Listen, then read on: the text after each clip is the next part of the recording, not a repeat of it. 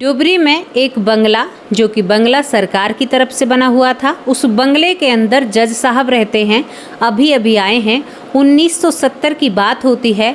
और दोस्तों, जब यहाँ पर ये जज साहब आते हैं और इनका परिवार यहाँ पर रहता है, तो जज साहब के साथ रहने वाले जो अधिकारी होते हैं या पुलिस अधिकारी होते हैं, उनसे जज साहब एक अजीब तरह की शिकायत दर्ज कराते हैं।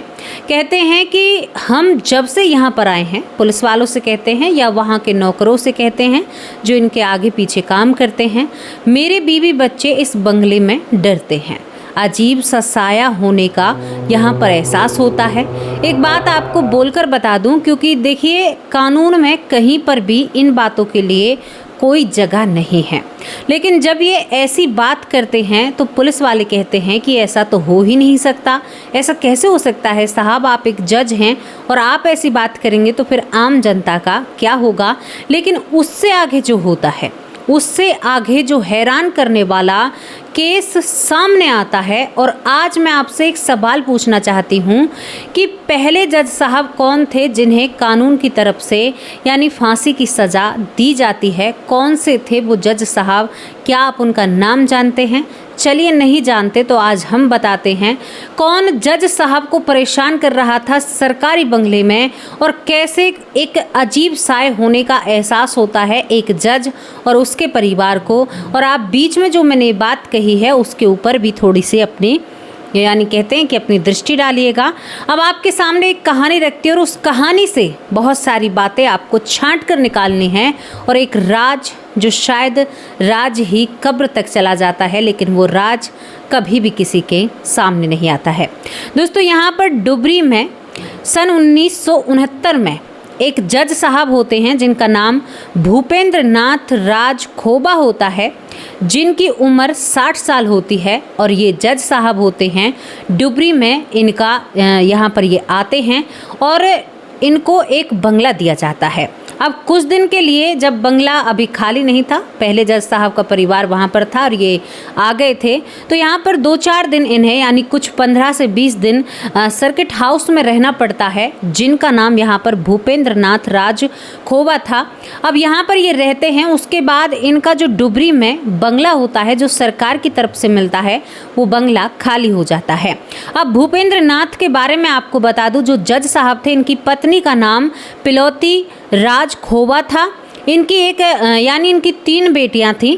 बड़ी बेटी का नाम निर्मला यानी उसे लीनू कहा करते थे, निर्मला नाम था। दूसरी बेटी का नाम यहाँ पर जौलानी यानी उसे लूना कहा जाता था। और तीसरी बेटी का नाम रूपाली, उसे रूपरेखा भी कहा जाता था। यानी तीनों बेटियों के नाम तो थे, लेकिन तीनों बेटियों के यानी शॉर्ट नाम भी थे, जिनमें छोटे छोटे शब्दों में जैसे लूना, लीनू, इस तरह के, रूपाली, इस तरह के नाम से जज साहब अपनी बेटियों को बुलाया करते थे।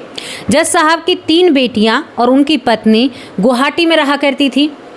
दोस्तों, यहाँ पर जब ये गुवाहाटी में रहती हैं, अब इनको अपना सरकारी घर मिल जाता है, तो जज साहब अपनी बेटी और अपनी पत्नी को वहीं पर बुला लेते हैं। बेटियाँ सब 22-25 से ज़्यादा उम्र की थी और पढ़ने लिखने में बहुत ही ज़्यादा होशियार थी, आगे बढ़ रही थी, ज़िंदगी बहुत अच्छे से कट रही थी। और जो जज साहब होते हैं, उन्हें सरकारी ही बंगला मिलता है, सरकारी ही गाड़ी मिलती है, सरकारी ही नौकर चाकर, ज़िंदगी बड़ा भैया चकाचक होती है, हालांकि बहुत मेहनत से मिलती है।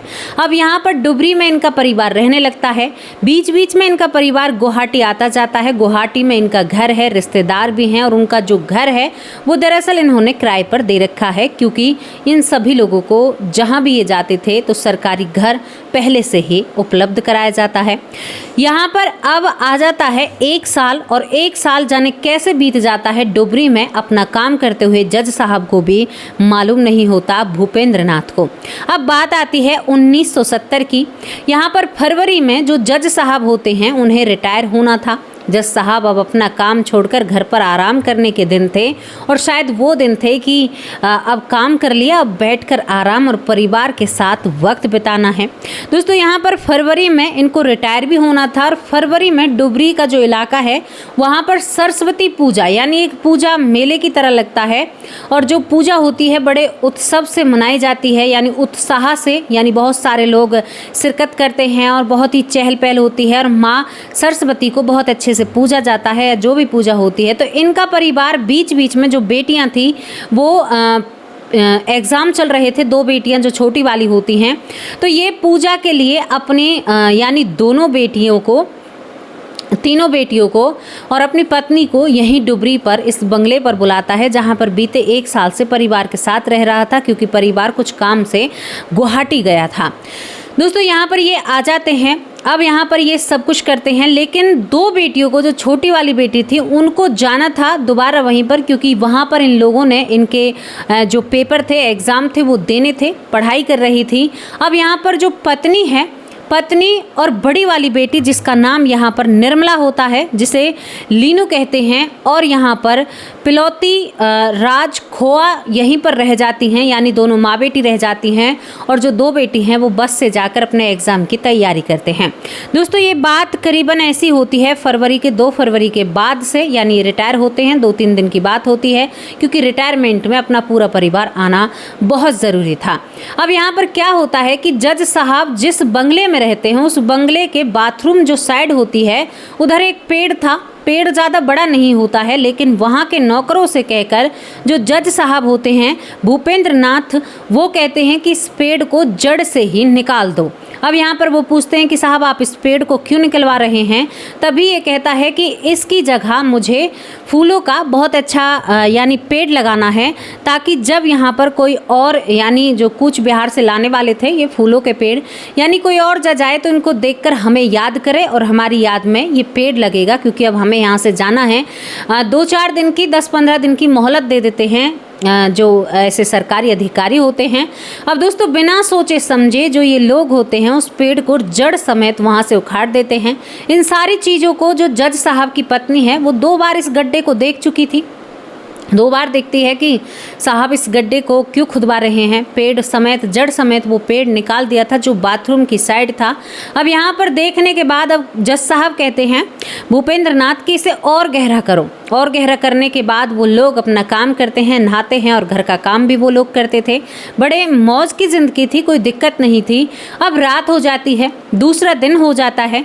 दूसरे दिन एक दूसरा पेड़ होता है जो रसोई की तरफ होता है। वो कहता है कि इसकी टहनियाँ भी जो रसोई का ये रोशन, यानी जो रोशनदान है या खिड़की है उस पर आती हैं, इस पेड़ को भी जड़ से निकाल दो।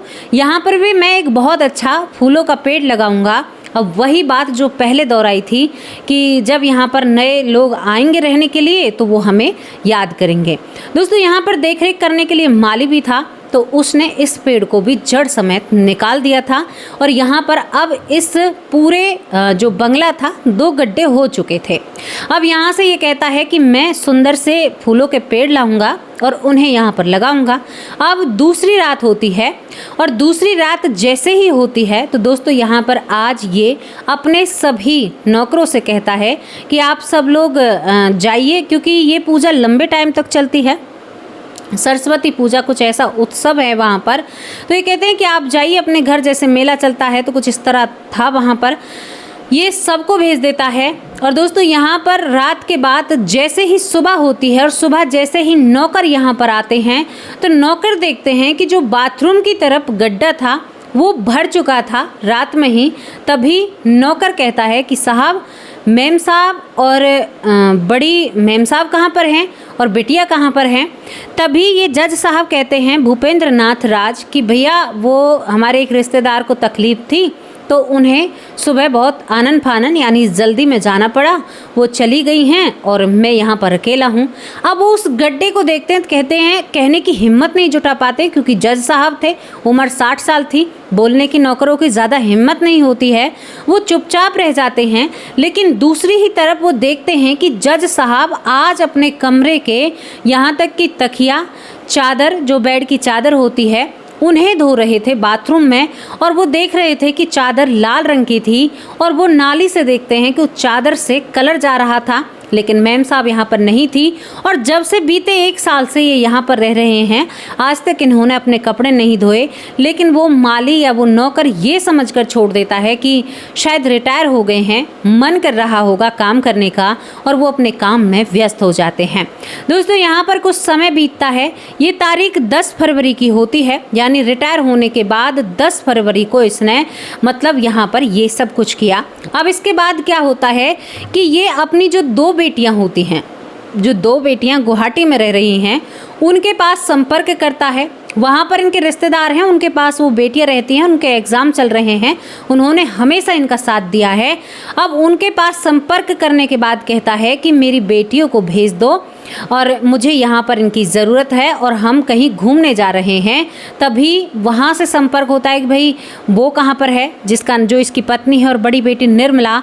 तो उनके बारे में कह दिया जाता है कि वो किसी रिश्तेदार के वहाँ पर गई हुई हैं, और हमारी टिकट पहले से ही हुई हैं। तो अब ये जो 2 लड़कियाँ होती हैं, ये 25 फरवरी को, यानी इतना वक्त बीच में बीतता है, 25 फरवरी को बस लेती हैं। हालांकि इनके एग्ज़ाम आने वाले थे, जिनके लिए यहाँ से गई थी, तैयारियां कर रही थी, लेकिन ये 25 फरवरी को ही अपने पिता के पास वापस आती हैं। अब नौकरों ने देखा कि इनकी 2 बच्चियां इनके पास आ गई हैं। नौकर समझते हैं कि साहब अकेले रह रहे थे, बहुत अच्छा हुआ है कि इनकी बेटियाँ आ गई। अब एक रात और गुजरती है, और रात गुजरने के साथ वो दोनों बेटियाँ भी गायब हो जाती हैं, और जो रसोई की तरफ गड्ढा था या जो पेड़ निकलवाया था, वो गड्ढा भी भर जाता है। अब नौकर फिर वही सवाल करता है। तो यहाँ पर जज साहब एकदम गुस्सा होते और कहते हैं कि तुम क्या बात कर रहे हो। फिर नौकर कहता है कि आपकी बेटियाँ या गुड़िया कहाँ पर गई हैं। हालांकि वो हमेशा उनके गुड़िया या सम्मानित शब्दों से बात किया करते थे। तो जज साहब कहते हैं कि उन्हें कोई काम आ गया, और वो जल्दी जल्दी में उनकी माँ ने उन्हें बुला लिया। वहीं से मैं भी 2-4 दिन में चला जाऊँगा, और वहीं से हम सब घूमने के लिए जाएंगे। हमारा एक रिश्तेदार बहुत ज़्यादा बीमार है। अब इस बात को सुनकर अब यहाँ पर जो ये काम करने वाले लोग थे, दिमाग में एक बात घूम रही थी कि साहब ने कहा फूलों का पेड़ लगाना है, लेकिन लगाया नहीं। तो साहब ने कहा कि मैंने इन गड्ढों को भर दिया, इनसे दुर्गंध आ रही थी, या इस तरह की कुछ बातें करते हैं। और ये वजह बताकर अब वो यहाँ से जाते नहीं हैं। 20 से 25 दिन यहीं पर रहते हैं। अब रिश्तेदारों को बेचैनी होती है, क्योंकि इन लड़कियों के पेपर थे, और पेपर इन लड़कियों के हुए नहीं थे। ये लड़की पहुंची नहीं थी, कहाँ पर हैं। जब इससे संपर्क करके पूछा जाता है, जो जज साहब होते हैं, तो जज साहब बार बार यही कहते हैं कि फलाने रिश्तेदार के वहाँ पर हैं। जब फलाने रिश्तेदार का यहाँ पर कॉन्टैक्ट आता है, तो वहाँ से कहते हैं कि उस वाले के पास हैं।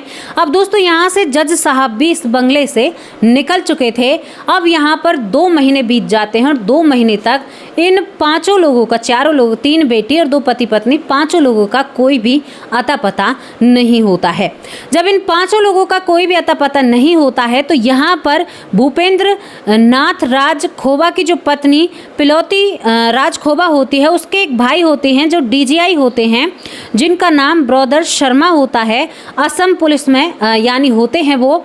अब उन्हें अपनी बहन की चिंता सताने लगती है, क्योंकि इतने दिन तक वो अपनी बहन से बिना बात करे रह ही नहीं पाते, क्योंकि अक्सर इधर उधर आना जाना और बहन से बात करना लगा रहता है।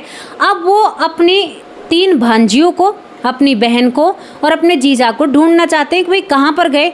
तो वो इस बंगले पर आते हैं, जो ये बंगला डुबरी में होता है जज साहब का। तो वहाँ पर नए जज साहब आ चुके थे, जिनका नाम यहाँ पर मैं आपको बताऊँ, जो SK चौधरी होते हैं, NK चौधरी होते हैं, वो वहाँ पर आ चुके थे, और एक नया परिवार वहाँ पर आकर रहने लगा था। अब ये यहाँ पर आकर जो इसका भाई होता है, यानी पिलौती का जो भाई होता है, वो पूछने लगता है कि यहाँ पर तो हमारे वो रहते थे। तो उन्होंने कहा कि वो तो खाली कर गए। लेकिन जैसे ही ये भाई वहाँ से मुड़ता है, यानी जो ब्रदर शर्मा होता है DGI, जैसे मुड़ता है, तो उस घर की, यानी उस जज साहब की, जो नए जज साहब आए हैं, उसकी पत्नी आती है और वो कहती है कि सुनो भाई, तुम मेरे भाई जैसे हैं, लेकिन आप इस बंगले को जानते हैं, शायद आए भी होंगे कई बार। क्या इस बंगले में कुछ ऐसी वैसी चीज़ें हैं?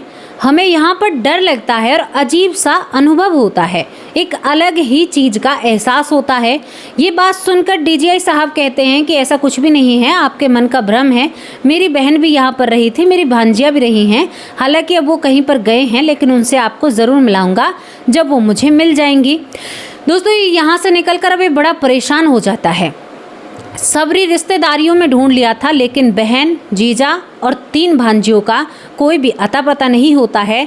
लेकिन गनीमत एक यहाँ पर ये रहती है कि जो यहाँ पर जो ये जज साहब थे ना, भूपेंद्र नाथ, इनका एक बहुत वफादार कोर्ट में इनके नीचे काम करने वाला, जिसका नाम जयप्रकाश होता है, जो यहाँ पर सिलीगुड़ी का रहने वाला था। सिलीगुड़ी में ये जज साहब को देखता है कुछ दिन बाद, जैसे ये बंगले से जाते हैं। अब ये इस डीजीआई साहब को मिल जाता है, जो कि यहाँ पर ब्रदर शर्मा होते हैं, यानी जज साहब की पत्नी के भाई।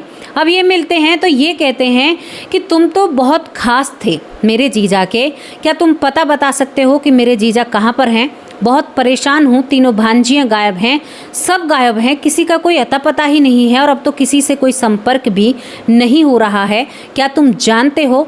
दोस्तों यहाँ पर तभी ये एक बात बताता है, कहता है कि जज साहब जो सिलीगुड़ी में एक होटल में रह रहे हैं और वो मुझे मिले थे, लेकिन उन्होंने मुझसे कहा कि मैं किसी काम से आया हूँ, किसी को मत बताना, मैं यहाँ पर रह रहा हूँ।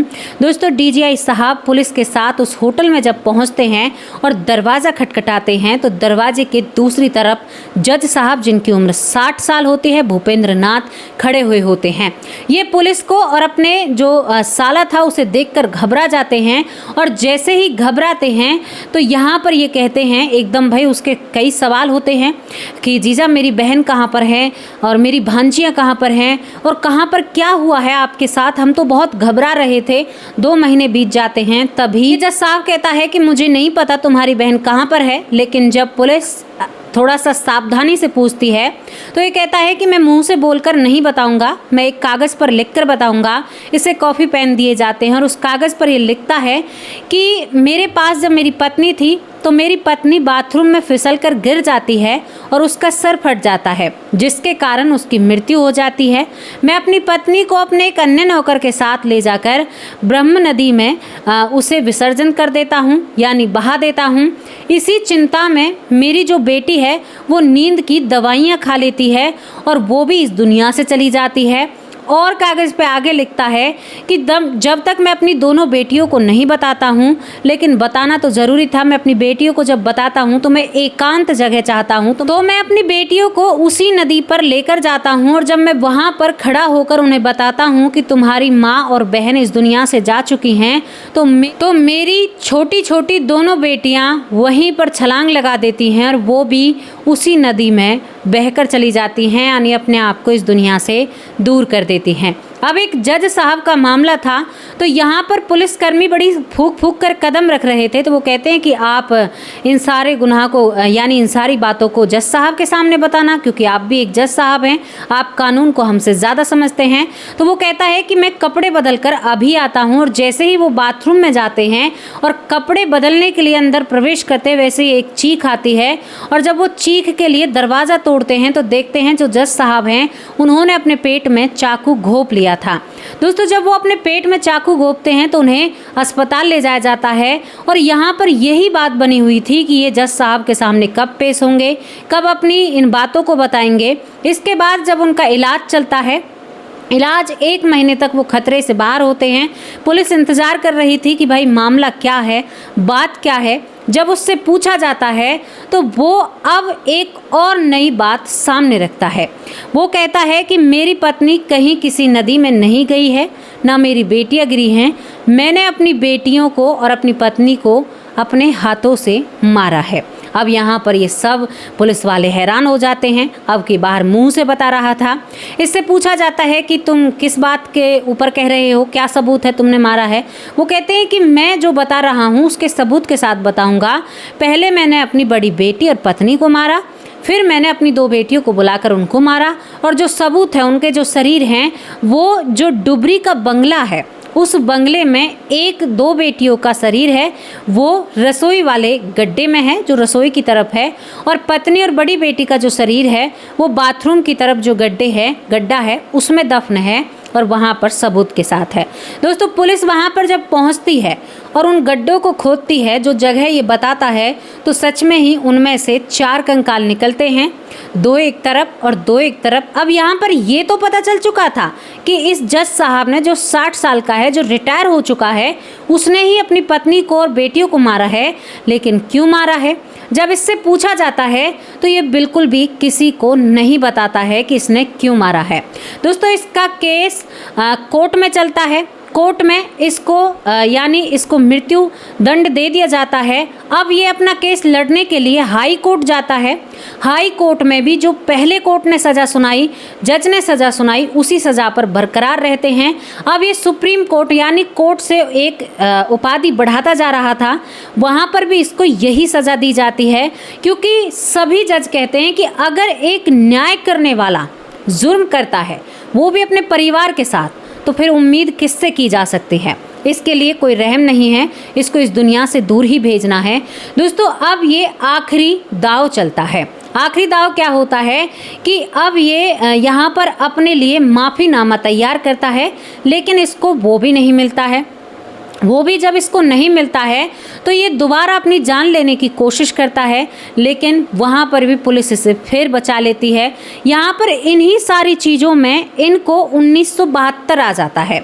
1972 में जब इनकी सुनवाई होनी थी तो यहाँ पर सुनवाई होने के बाद भी जो सुनवाई हुई थी, सारी चीज़ें इनको सज़ा दे दी गई थी। सज़ा मृत्यु दंड था, बिल्कुल कोई भी कोताही नहीं बरती गई इन सारी चीज़ों में। 1976 में इनके साथ सब कुछ होना था, यानी इनको इस दुनिया से दूर भेजना था। इन्होंने 2 बार अपने आप को इस दुनिया से दूर भेजने की कोशिश की, लेकिन ये कामयाब नहीं हो पाते हैं। पुलिस हर बार इन्हें बचा लेती है और 1976 में 14 यानी फरवरी को इनको इस दुनिया से दूर भेज दिया जाता है।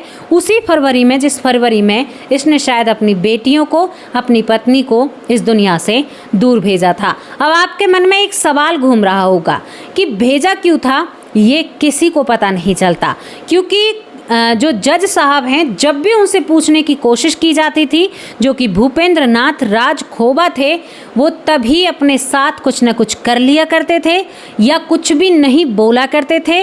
कभी भी उन्होंने किसी को कुछ भी नहीं बताया। यहाँ पर जो दूसरे जज साहब थे, जो कि यहाँ पर NK चौधरी होते हैं, उन्होंने वो बंगला छोड़ दिया क्योंकि वहाँ पर वो रह ही नहीं पाए। पहले तो उन्हें डर ही लगता था, लेकिन उसके बाद जब वो देखते हैं कि उनके आंगन से 4 कंकाल निकले हैं तो उनके बीवी बच्चे बिल्कुल भी उस घर में नहीं रह पाते हैं। एक भाई का विश्वास टूट जाता है। लेकिन सबके यही सवाल थे कि भाई ऐसा किया तो क्यों किया। और एक और बात आपको बताऊं, विश्व के पहले जज साहब वो थे जिनको यहाँ पर कानून सजाए मृत्यु दंड देता है, यानी भूपेंद्र नाथ राजखोबा, जिनको पहली बार और हमारे देश आज़ाद होने के बाद भी पहला वो इंसान था जिसे मृत्यु दंड दिया गया हो कानून की तरफ से। दोस्तों, ये एक बहुत ही ऐसी घटना है। जो वो बंगला होता है डुबरी में, उसके बाद उसमें कोई जज साहब रहने के लिए नहीं आता है। दूसरी बात, आसपास बड़े बड़े कानूनी अधिकारियों के बंगले थे, लेकिन किसी के नाक के नीचे कर एक जज साहब ने इतना बड़ा क्राइम कर दिया था। लेकिन हर क्राइम की वजह होती है, सबके पीछे वजह होती है कि मेरी पत्नी ने ये किया, मेरे पति ने ये किया तो मैंने किया। कोई प्रेमी है या कोई प्रेमिका है, आमतौर पर आप देखते हैं, लेकिन आज भी वो रहस्य, वो राज ही है। किसी को नहीं पता कि भूपेंद्र नाथ ने क्यों अपनी बेटी और पत्नी को मार दिया। आज तक किसी को भी नहीं पता। उस बंगले को भूतिया बंगला जब लोग कहने लगते हैं, उसके बारे में बातें करने लगते हैं, तो उस बंगले को फोड़ दिया जाता है 2010 में। वहाँ पर एक नई इमारत बनाई जाएगी सरकार की तरफ से। लेकिन हैरानी भरी बात है कि आज तक किसी को भी नहीं पता चला, लेकिन लोग तमाम बातें बताते हैं। लेकिन यहाँ पर जो DIG ब्रदर शर्मा हैं, जब यहाँ पर एक जज की पत्नी कहती है कि तुम मेरे भाई जैसे हो, हमें यहाँ पर ऐसा एहसास होता है कि कुछ है, तो ऐसी चीज़ें होती हैं। कौन कहता है नहीं होती। आप इस घटना के बारे में क्या कहोगे, अपनी राय लिखकर ज़रूर भेजना। बताने का उद्देश्य ये था कि इस घटना में भी एक साये का जिक्र किया गया है। आप सोच कर देखिए क्या था उसके मन में, कौन सा था वो राज जिसे वो अपने साथ लेकर यहाँ पर 1976 में 14 वैलेंटाइन डे के दिन इस दुनिया से चला जाता है, क्योंकि उसे सज़ा मिली थी। लेकिन कानून ने सज़ा जज साहब को दी, जबकि ये वजह नहीं पता चल पाई कि किस वजह से उसने इतना इतना बड़ा क्राइम किया, लेकिन सबूत सामने थे। जब उन गड्ढों को खोदा जाता है तो वहाँ पर कंकाल उन्हीं की बेटियों के और उसकी पत्नी के निकलते हैं। दोस्तों, कुछ बातें ऐसी होती हैं जो शायद ज़माने से छुप सकती हैं, लेकिन भगवान से नहीं छुप सकती। लोग कभी कभी कुछ ऐसा कर देते हैं जिसके सामने कोई सवाल ही नहीं रहता, कोई जवाब ही नहीं रहता। हमेशा मन कचोटता है कि इसका मुझे जवाब मिले। मुझे भी ऐसा लगता है कि इसका जवाब मिलना चाहिए कि क्यों इतना बुरा किया, कैसे किया। इस पूरी घटना पर जब रिसर्च की तो लगा कि क्यों ऐसा किया, लेकिन उसने किसी को नहीं बताया। क्या कहोगे इसके बारे में, क्या वजह हो सकती है? उस वजह को भी ज़रूर लिखकर भेजना। अब आप लोगों से विदा लेती हूँ। कल हाजिर होंगे एक सच्ची और अच्छी स्टोरी के साथ। तब तक के लिए नमस्कार, जय हिंद, जय